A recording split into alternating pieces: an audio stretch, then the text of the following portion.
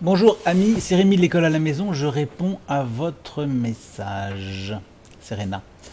J'ai plein d'idées, je ne suis pas encore sûr comment les mettre ensemble. Euh, Tant mieux.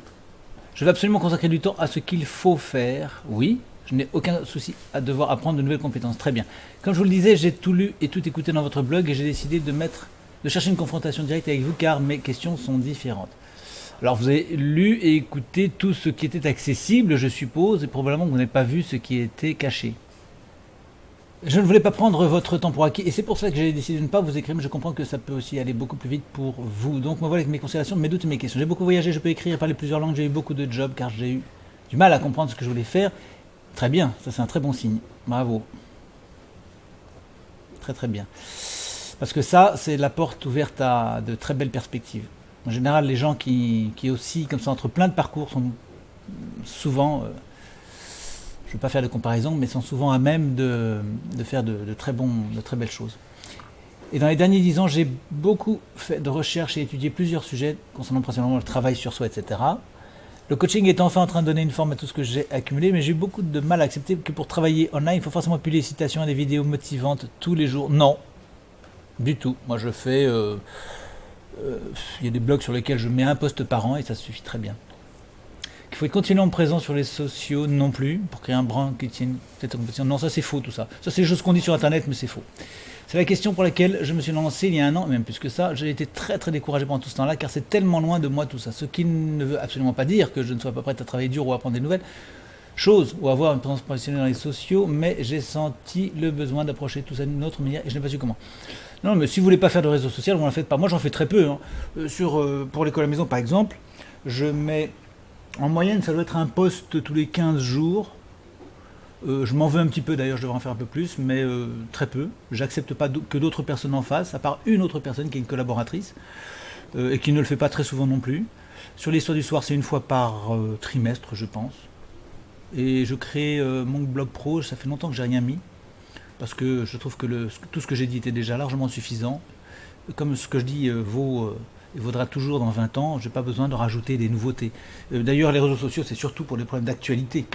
Ce que je préconise est en dehors de l'actualité, donc je n'ai pas besoin de mettre des choses régulièrement. C'est en lisant, en écoutant ce que vous avez partagé sur Autoblog que j'ai eu enfin l'espoir pour la première fois de trouver une voix qui ressemble plus à mon style. En même temps, j'ai eu des doutes car je ne comprends pas encore tout à fait le système, et même si je crois par rapport à l'efficacité, je me demande si c'est mon prochain meilleur pas, vu que normalement dans un blog il faut mettre à jour régulièrement, me dit que ce n'est pas le cas. Alors je me sens un peu perdu, à moi ça me conviendrait tellement. Non, il suffit, la seule chose qui compte, la seule chose véritablement importante, c'est que les gens continuent à venir sur votre site naturellement et sans que vous ayez à les forcer, donc sans avoir à payer. Dès lors que Google dit votre blog répond à une question qui est posée depuis des années, qui est encore posée aujourd'hui, qui sera posée encore dans les années, c'est fini, vous n'avez plus rien à faire. Les gens viennent tout seuls, ils font vivre le blog, ils mettent des commentaires et ça suffit à le faire vivre. Vous n'avez pas besoin de mettre des contenus. Cela dit, les gens vous posant des questions, pendant très longtemps, vous allez mettre des tas de choses parce que ça va vous passionner. Les gens vous posent des questions, vous allez y répondre. Et donc, vous avez de quoi largement abonder et mettre des contenus. Des contenus, vous n'avez pas besoin de grand chose au début. Vous voyez, là, je suis en train de penser à un site. J'ai pratiquement aucun contenu, j'ai 2-3 idées, mais je vais lancer un site alors que j'ai rien. Je sais que c'est les gens qui vont m'apporter des choses. Ils vont m'apporter des questions. Et donc c'est en répondant aux questions que je vais faire des choses. Il faut travailler comme une fourmi, tout doucement. Il ne faut pas vouloir faire une masse de choses, et tout préparer, et puis avoir un grand lancement. Moi ça, j'y crois pas du tout. Je n'y crois plus du tout en tout cas, parce que c'est beaucoup de travail. On m'a activement enseigné que créer un blog, c'est la dernière des choses à faire. Il vaut mieux commencer par les moyens qui sont déjà disponibles gratuits, FB, Instagram, et intégrer les autres website blog au fur et à mesure de manière cohérente et proportionnée à sa propre croissance professionnelle. Alors, c'est pas totalement faux. C'est une option de le faire comme ça, c'est-à-dire commencer par vendre par Instagram, etc. Mais moi, j'aime pas du tout. Personnellement, essayer de vendre par FB, FB ça marche très très peu pour moi. Instagram, je fais rien, pratiquement rien. Donc, non. Euh, Ensuite, qu'est-ce qui marche bien? Bon, pour moi, c'est Google, c'est ce qu'on appelle le ranking, natural ranking, c'est-à-dire le fait d'être bien coté naturellement. Après, qu'est-ce qui m'apporte? Non, non. Dans l'ensemble, c'est faux quand même. Vous voyez, aujourd'hui, je suis quand même bien l'actualité des gens qui qui font des choses et qui gagnent bien leur vie sur Internet. Vous savez, gagner bien sa vie, c'est pas tout ce qu'on raconte. Bien gagner sa vie, c'est gagner sa vie et pas se faire taxer la moitié déjà en impôts. Donc visibilité, déjà il faut réfléchir à la question, comment est-ce qu'on fait pour pas se faire piquer tout d'entrée, comme les youtubeurs par exemple. Les youtubeurs, ils gagnent moins que moi. Hein. Ben oui, parce que ils ont beau être célèbres, etc. Bon, ils travaillent comme des chiens parce qu'il faut faire des vidéos tout le temps. Et c'est très très prenant. Et puis ensuite, ils se font piquer beaucoup d'argent, énormément d'argent par les impôts, etc. Donc il faut faire attention à ce qu'on entend. Par ailleurs, vraiment pour vous répondre là-dessus, en écoutant ce que disent les gens qui sont les plus au fait, la meilleure des choses à faire, c'est que ça reste ma solution, c'est-à-dire créer un blog avant d'avoir lancé son produit, et puis vous le construisez au fur et à mesure de la demande. Vous vendez un produit, vous créez votre produit, vous créez votre page de vente, vous créez vos vidéos, quelques messages, et vous accrochez les gens. Il faut avoir un contenu qui attire les gens naturellement, c'est-à-dire des articles qui font venir 1, 2, 3, 15, 20 personnes par jour, et puis les amener à acheter. Déjà, ne serait-ce que de revenir par les messages qu'ils reçoivent par email, avec un bon autorépondeur. C'est comme ça que ça démarre. Moi, j'ai démarré comme ça, et à chaque fois, je démarre comme ça, et ça marche bien. Vendre ce que les gens veulent acheter, oui. En même temps, je pense que si on est connecté profondément à ce que nous on a donné, le problème ne se pose même pas. Il ne faut pas être trop connecté à ce qu'on veut vendre, à mon avis. C'est pas une bonne idée. Ça, c'est une erreur que j'ai faite. L'une de mes erreurs, ça a été de vouloir justement faire quelque chose auquel je croyais beaucoup et qui du coup devient un vrai sacerdoce. C'est pas forcément une bonne idée. Parce que vous allez travailler énormément et ce sera peut-être beaucoup plus de travail que de revenus, enfin proportionnellement. Vous voyez, vous ne serez peut-être pas suffisamment payé à l'heure. Bon, d'un autre côté, à terme, vous aurez tellement travaillé qu'à la fin, vous avez un site qui est absolument extraordinaire, qui est le numéro 1 au monde sur votre sujet, et donc effectivement, vous avez des gens qui viennent, et ensuite c'est une rente, c'est vrai. Mais il faut quand même passer 3, 4, 5, 6 ans en bossant tous les jours. Parce que ça vous touche au fond de vous-même, et si quelqu'un dit vous vous trompez sur tel domaine, vous allez répondre, vous allez réagir, vous allez faire un contenu, parce que vous ne pouvez pas supporter qu'on vous dise que vous vous trompez, ou que vous êtes incomplet, ou que vous répondez mal sur tel sujet. Vous comprenez, ça vous tient à cœur. Alors que si c'est un truc auquel vous ne tenez pas tellement, bon, ben, cette personne, elle trouve que je réponds pas, tant pis, je m'en fous, c'est pas un problème. D'autres personnes trouveront que je réponds bien. C'est pas un problème, vous voyez. Donc il vaut peut-être mieux, si vous voulez avoir beaucoup de liberté, il vaut peut-être mieux chercher un sujet qui soit moins un sujet auquel vous êtes connecté, justement. Vous savez, sur le blog, je dis une chose qui me paraît centrale dans la vie, c'est qu'il faut prendre l'habitude de dire exactement le contraire de ce qu'on a toujours cru. Vous prenez une proposition et vous la renversez complètement, totalement. Et vous allez voir, il en sort des choses vraiment intéressantes. On vous dit des choses, je ne sais pas, il faut avoir des valeurs citoyennes par exemple. Réfléchissez à la question, peut-être qu'il ne faut pas avoir de valeurs citoyennes. Et paf, vous mettez le doigt sur des trucs très intéressants. Vous voyez ?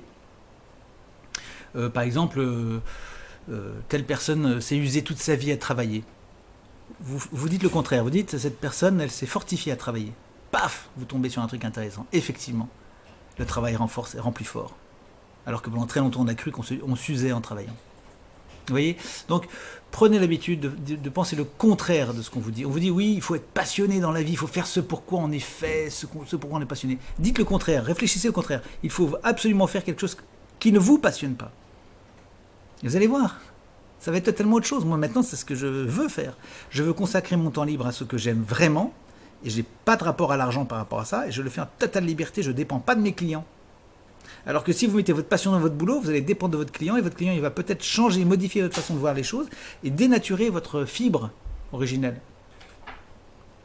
Si Gauguin, si Manet, si Monet, si Renoir et tous, et Degas avaient voulu suivre les tendances du marché, ils auraient arrêté de peindre très vite ou ils auraient complètement changé. Moi j'ai connu un peintre qui faisait un super travail quand il était jeune. Il faisait des paysages provençaux absolument magnifiques et puis il a suivi le marché, il a suivi ce qu'on lui demandait et il s'est mis à faire des croûtes dégueulasses alors qu'il avait une très bonne maîtrise de la lumière.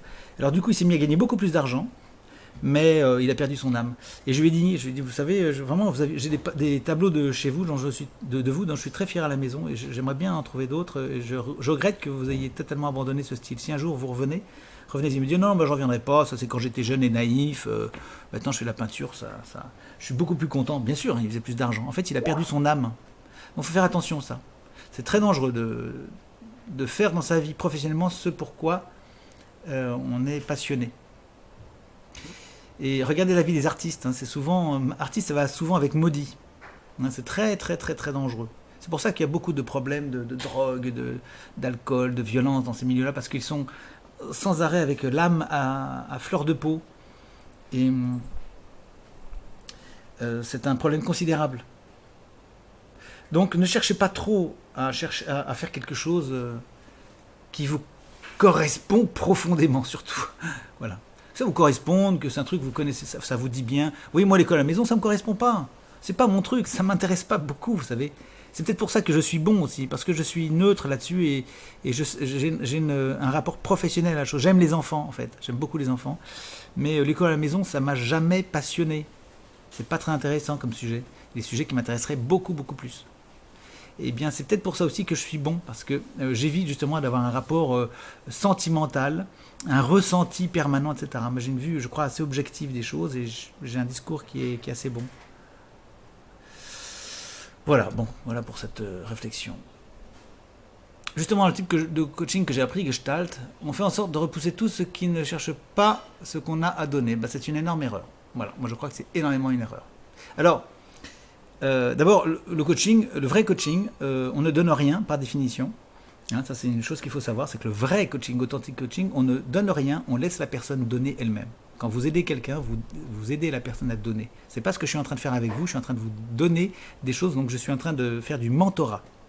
Le coaching, on ne dit rien, on n'affirme rien, on ne fait que poser des questions à la personne. Si vous faites des affirmations à la personne, c'est pas du coaching. Et si vous amenez des choses du fond du cœur aux gens, c'est pas du coaching. Vous pouvez vous servir de votre manière d'être au fond de vous pour faire du coaching, bien sûr, il le faut. Il faut être sincère, il faut trouver sa véritable flamme intérieure pour être un très bon coach, mais il faut éviter de donner du conseil aux gens. Donc ça, on pourra en parler parce que je pense qu'il y a certainement une confusion et un malentendu sur ces sujets-là. Il faut faire très attention à éviter de mêler le moi profond et l'identité profonde de l'individu à ce que vous donnez aux gens. Les gens, ils n'attendent pas tellement que vous donniez de vous-même, ils attendent de vous une vérité. Une aide concrète. Et ça, souvent, je le dis en blogging, c'est extrêmement vrai, c'est quand les gens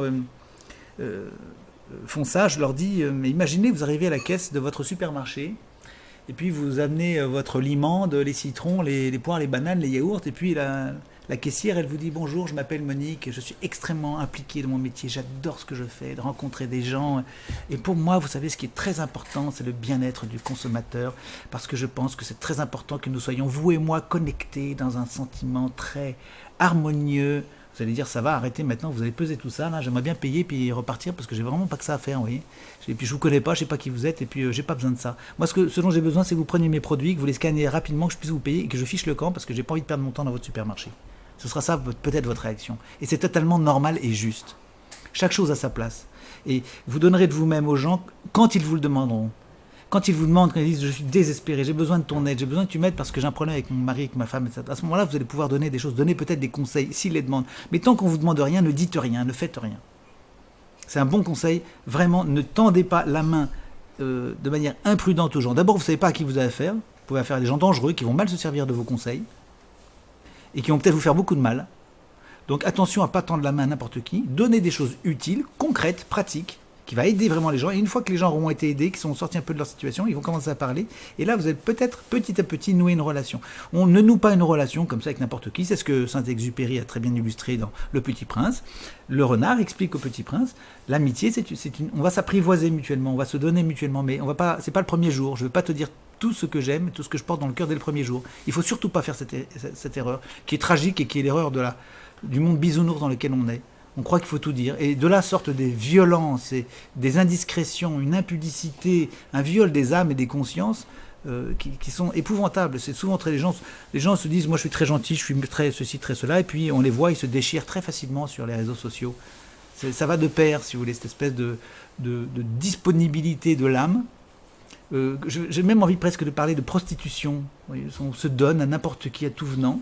Et puis après, comme on se fait marcher dessus, on devient très violent. On réagit parce qu'on se sent blessé. Là-dedans, il y a beaucoup d'orgueil aussi. Donc attention à tout ça, c'est très dangereux. Aidons les gens de manière la plus neutre possible en étant très précis techniquement. Comme un très bon pompier, un très bon secouriste, vous savez, on ne demande pas qu'il soit gentil, machin, non, qu'il fasse bien son boulot surtout. Il sauve la personne, il sauve la vie. Après, si la personne veut le remercier, etc., très bien, ce sera le moment des effusions, mais après. De même, vous allez voir votre... je sais pas moi, votre... comment on appelle ça, les gens qui travaillent le cuir. Pas le savetier, mais le... Pardon ? Le cordonnier, ou ce que vous voulez, mais les personnes qui travaillent le cuir en général, vous demandez de vous faire un très beau sac à main, vous demandez à ce qu'il soit très bien fait, un maroquinier, très très bien fait, avec une bonne matière, très bien, très solide, c'est ça que vous demandez. Je ne vous demande pas qu'il y mette ses petits sentiments, ces trucs, parce que les petits sentiments, puis le sac qui se déchire au bout de 3 semaines, ça ne vous intéresse pas. Donc, vous faites toujours attention à être pertinent sur ce que les gens veulent. Les gens veulent que les enfants soient inscrits à l'école à la maison parce qu'ils ont une urgence, ils ont un problème. Voilà, il faut répondre à ça. Il faut arrêter d'enrober les choses. Il faut beaucoup dépouiller, je crois qu'il faut être beaucoup plus zen. Il faut dépouiller du sentiment au maximum, beaucoup dépouiller. Revenir, si vous voulez, pour vous rejoindre, je dirais qu'il faut relier davantage à l'âme et beaucoup moins au sentiment. Et l'âme, il faut qu'elle soit muette. Il faut servir de manière muette. Le service muet, l'amour est le plus bel amour est avant tout muet. C'est pas l'amour bavard qui compte. Vous savez très bien que le mari qui dit à sa femme je t'aime, je t'aime, je t'aime, je t'aime, et puis qu'il la bat toutes les semaines, vous voyez bien le problème. Donc, et ça on en a tout le temps hein, chez les pervers, chez les narcissiques, les pervers narcissiques, on a très souvent ce phénomène de superbes déclarations, puis de jérémiades, puis de pleurs, et oh là là, qu'est-ce qu'il y en a comme sentiment. En fait, tout ça, c'est centré sur eux-mêmes. Il faudrait beaucoup moins de sentiments, beaucoup plus d'efficience et de vérité. J'ai déjà dépensé pas mal d'argent et j'ai plutôt besoin d'en gagner. J'ai peur que ce soit une autre excuse pour mettre le fait de me lancer à plus tard. Non, vous avez raison, il faut faire très attention. Personnellement, j'ai décidé de mettre cette formation à un strict minimum. C'est beaucoup moins cher que ce que font les concurrents. Mais c'est aussi beaucoup plus complet parce que les diverses formations, je les ai faites. Elles sont en général très incomplètes. Elles sont parfois très bien. Elles déclenchent des choses, mais elles concernent une toute petite partie de ce que je dis dans la formation. Je suis complètement saturé de choses à apprendre et cela voudrait dire que je devrais continuer ça au lieu de me lancer juste. Ben justement, il faut se lancer dès le départ. Vous allez voir qu'on fait c'est ce que je fais. Et puis au fur et à mesure, je vous donnerai des trucs. Vous, de toute façon, vous regardez les choses à votre rythme. Puisque là, il n'y a pas de message, vous ne recevez pas de message, vous parcourez le site au fur et à mesure de votre développement. Donc pour ça, c'est simple. Et puis, vous verrez que une chose chez moi, c'est qu'on apprend en pratiquant. On n'apprend pas théoriquement. Vous faites les choses au fur et à mesure, et puis je vous explique éventuellement ce que vous êtes en train de faire, mais on pratique avant tout. Le blabla ne m'intéresse pas tellement. Je vous explique des choses quand ça concerne le client. Souvent. Je vous dis voilà comment le client pourrait recevoir ce que vous allez faire.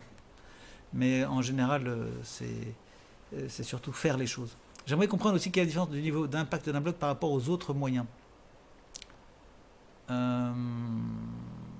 Alors, le blog, ça va avec la liste des contacts. Parce qu'un blog sans liste de contacts, ça ne sert à rien. Un blog, il faut que vous ayez que les gens viennent et puis ils s'inscrivent. Donc ils s'inscrivent. Donc, supposons que vous ayez 100 visiteurs, vous ferez à peu près 6 à 7% de gens qui vont s'inscrire si vous faites un travail moyen avec un produit qui est un produit moyen, c'est-à-dire qu'il n'y a pas de nécessité absolue. D'accord ? Bon. Là, vous aurez 6 à 7% d'inscrits sur 100 personnes et sur 6 à 7%, sur les 6 à 7% d'inscrits, eh bien, vous aurez à nouveau aux alentours de 6% ou 7%, pareil, de gens qui vont s'abonner. Alors c'est un peu mystérieux qu'on trouve à peu près le même chiffre, mais c'est ce que j'ai observé moi sur mon travail et sur celui de mes clients, à peu près, hein, entre ceux qui font... Alors là, je ne parle pas du haut de gamme, hein, parce que maintenant, moi je fais par exemple, je transforme pratiquement 20% de mes visiteurs en inscrits. Mais quand j'ai démarré, j'étais à peu près à 6-7%, donc je préfère de toute façon donner des chiffres plutôt modestes pour que vous sachiez où vous allez. Donc on prend une calculatrice, voilà, et on va dire que, alors, on va prendre 15 000 visiteurs, hein, 15 000 visiteurs divisé par 100, multiplié par 6,5, et là vous avez le nombre de d'inscrits. 975 par mois, je parle, hein, 15 000 inscrits par mois, divisé par 100, multiplié par 6,5, donc 6,5% de 15 000. 975 inscrits. Là-dessus, vous divisez par 100 et vous multipliez par 6,5, pareil, et vous aurez à peu près 63 acheteurs. Fois un produit à 30 euros, ça vous fait 1900 euros. Bon. Ça, vous avez donc là une idée pertinente et très très fiable de ce que vous ferez au début avec toutes vos maladresses, les contenus mal faits, les vidéos peut-être mal foutues, etc. Ça, vous démarrez avec ça. À côté de ça, vous avez une marge de progression qui fait que moi, personnellement, avec 400 visiteurs, 400 requêtes par mois. Alors, ça varie parce que ça dépend des mois, mais je suis entre 400 et 800 requêtes par mois. Mais disons même, supposons 800, avec 800 requêtes par mois, c'est un peu saisonnier l'école à la maison, faut dire. Parce qu'en septembre, il y a plus de demandes. Fin août et début septembre, il y a plus de demandes, par exemple. Mais disons 800 requêtes par mois, je fais aujourd'hui un chiffre qui est un nombre qui est à 5 chiffres. Donc je dépasse les 10 000 euros par mois. C'est-à-dire que j'ai optimisé mon chiffre. Alors, prenons ce que me rapporte chacun de mes visiteurs. D'accord ? C'est ça.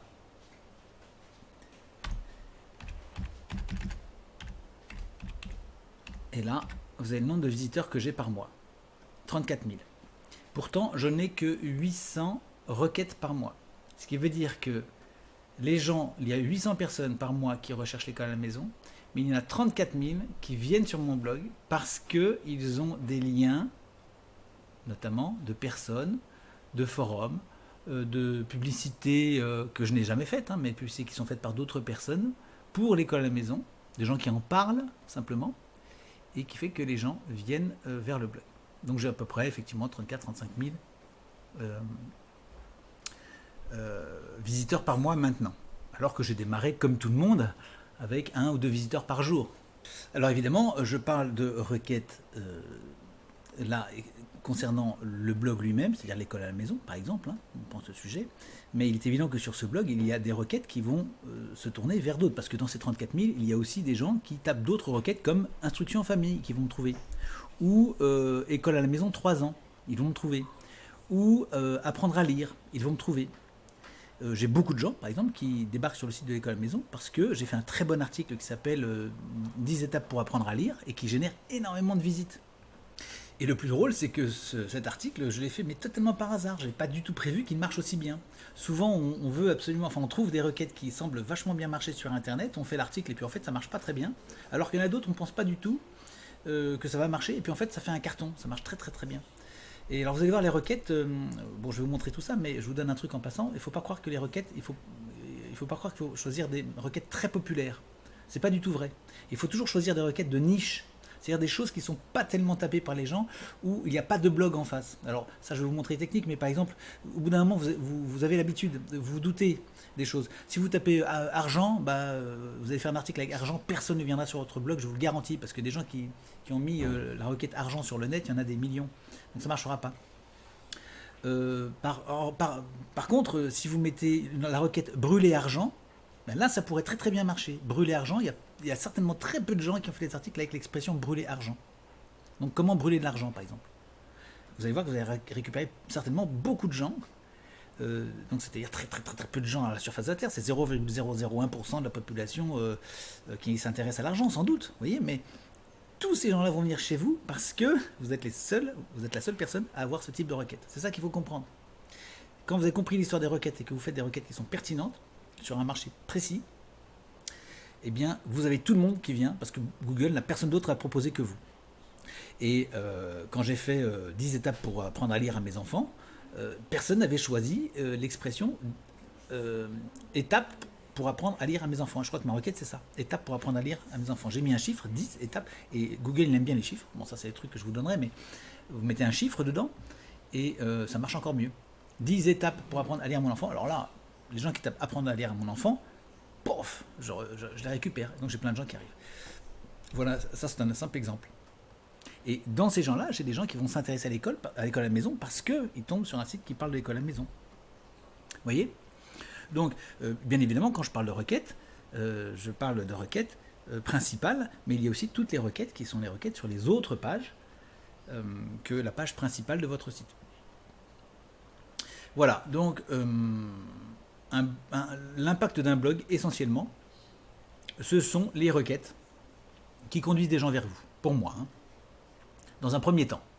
Ensuite, vous aurez tous les liens que les gens vont faire vers vous.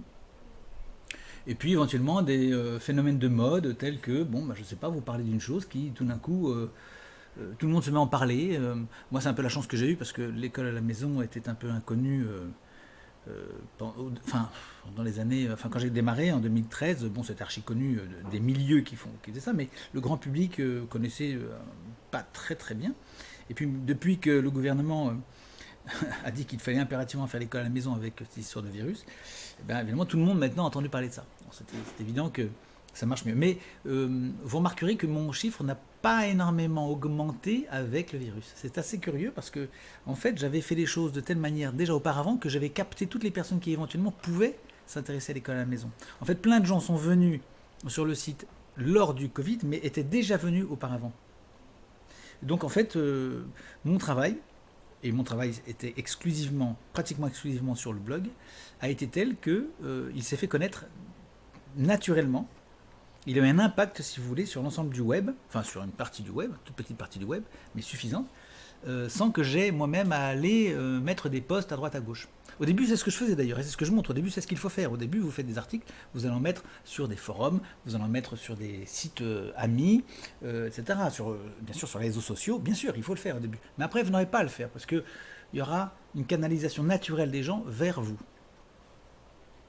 Ensuite, vous pourrez utiliser des webinars, bien sûr, c'est très très bon les webinars. Surtout si vous avez des très bons partenaires qui sont assez réactifs et qui acceptent de vous héberger et qui ont du public eux-mêmes. Vous allez faire, moi par exemple, les webinars que j'ai fait avec Corinne d'Exister en Liberté, c'était très très bon pour moi. Ça m'a ramené, ça a multiplié par 2 mon activité au mois de septembre il y a 2 ans. Hein, donc c'était très très bon. Effectivement, les webinars, ça fait partie des choses qui sont très faciles à faire et intéressantes. Comme vous le voyez, je ne connais presque rien du fonctionnement de tout ça. Je sais juste que j'ai absolument besoin de commencer à regagner tout l'argent que j'ai dépensé pour me former. Vos formations, c'est pas de l'argent perdu. Vous savez, quelqu'un me disait tout à l'heure, moi je trouve que la formation est trop chère. Bon, alors je lui ai dit, le prix de la formation totale, les 4 modules, c'est le prix de ce que gagnent en moyenne mes clients par semaine. Et je l'ai calculé exprès comme ça, à peu près. Donc ça coûte effectivement 1200 à peu près de tête. 1200, je vais vous le dire précisément parce que vous allez me dire qu'il faut être assez précis. Donc 297 x 4, voilà, 1200, à peu près 1200 euros, 1188, c'est à peu près ce que les gens gagnent en une semaine.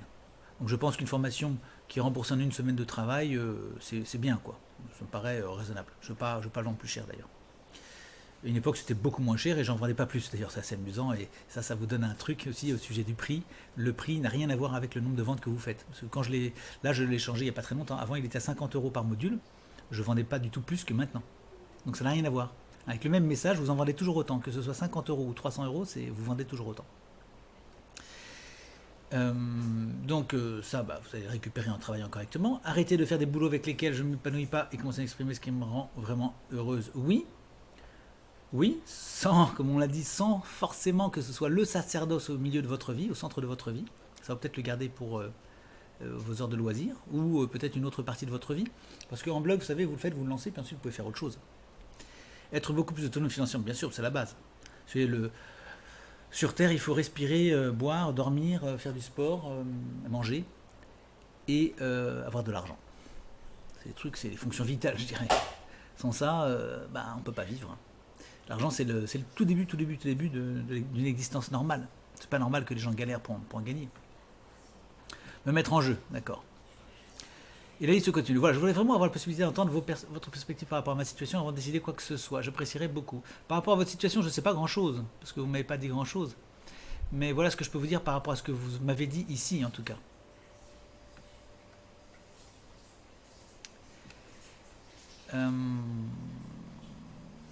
Je vous ai répondu sur ça. Mais je ne sais pas encore qui vous êtes et je ne sais pas quelles sont vos capacités personnelles, etc. Et puis, comme je l'ai dit dans la présentation, surtout n'essayez pas de savoir ce que vous allez faire à l'avance. Vous allez laisser le public vous dire ce dont il a besoin de votre côté. Voilà Serena, je ne sais pas si c'est complet comme réponse. J'espère que oui. que ça répond à vos questions. S'il y en a d'autres, vous me le direz. Et puis s'il vous plaît, j'aimerais, puisque cette vidéo quand même a pas mal baillé les choses, j'aimerais bien m'en servir de cette vidéo, si ça vous convient, je la rendrai anonyme et je m'en servirai, si vous le voulez bien. Voilà, à très bientôt, au revoir.